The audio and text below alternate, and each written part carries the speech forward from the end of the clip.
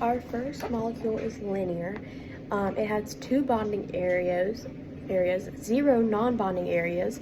A molecule that would represent this one would be carbon dioxide. The electron domain geometry is linear, and the molecular geometry is also linear. Our second one with two pairs of electrons, we have the trigonal planar, which is demonstrated here. It has three bonding areas, zero non-bonding areas. The molecule that would signify this one would be boron trifluoride, and then the electron domain geometry would be trigonal, along with the molecular geometry being trigonal.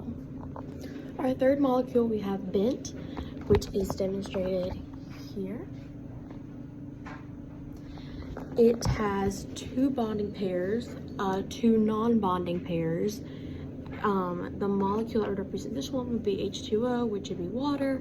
The domain, or the electron domain geometry, would be tetrahedral, and the molecular geometry would be bent. Now we have the tetrahedral geometry. It has four bonding areas, zero non-bonding areas. A molecular example would be methane. The electron domain geometry would be tetrahedral, along with the molecular geometry being tetrahedral. Our next one is trigonal pyramidal geometry. It includes three bonding areas, one non-bonding area. A molecule example would be ammonia. The electron domain geometry would be tetrahedral, and the molecular geometry would be trigonal pyramid. Again, we have the bent geometry. So we have two bonding pairs, two lone pairs, and then the electron domain geometry would be tetrahedral. The molecular geometry would be bent. And the molecule that represents this one would be water, again, as the other bent. Here we have the trigonal bipyramidal geometry, which has five bonding areas, zero non-bonding areas. A molecule example of this one would be phosphorus pentachloride, and the electron domain geometry would be trigonal bipyramidal, and along with the molecular geometry being trigonal bipyramidal. This molecular geometry is the sawhorse. We have four bonding pairs, one non-bonding pair. The electron domain geometry would be trigonal bipyramidal, and the molecular geometry would be the sawhorse.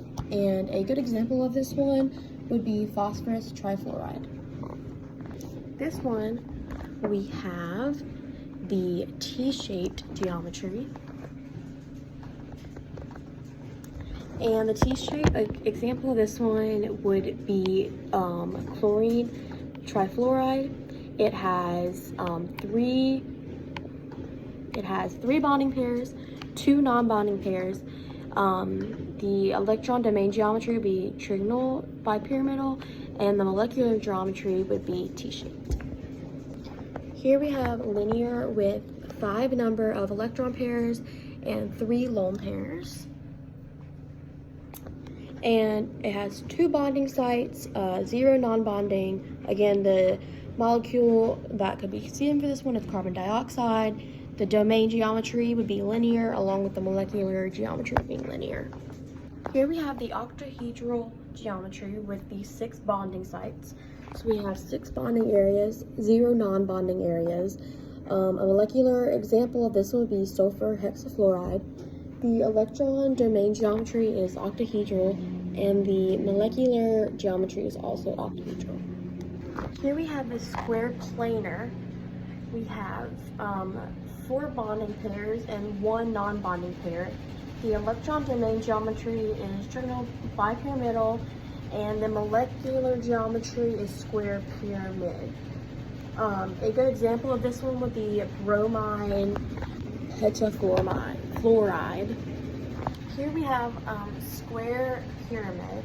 We have 4 bonding pairs, 1 non-bonding pair, and then the molecular Geometry is square pyramidal, and the electron domain geometry would be trig null bipyramidal. And an example of this would be bromine pentafluoride. Here we have a T-shaped geometry that has 3 bonding areas, 3 non-bonding areas. A molecule example would be chlorine, trifluoride, and the electron domain geometry would be octahedral, and the molecular geometry would be T-shaped. Here is our last linear geometry.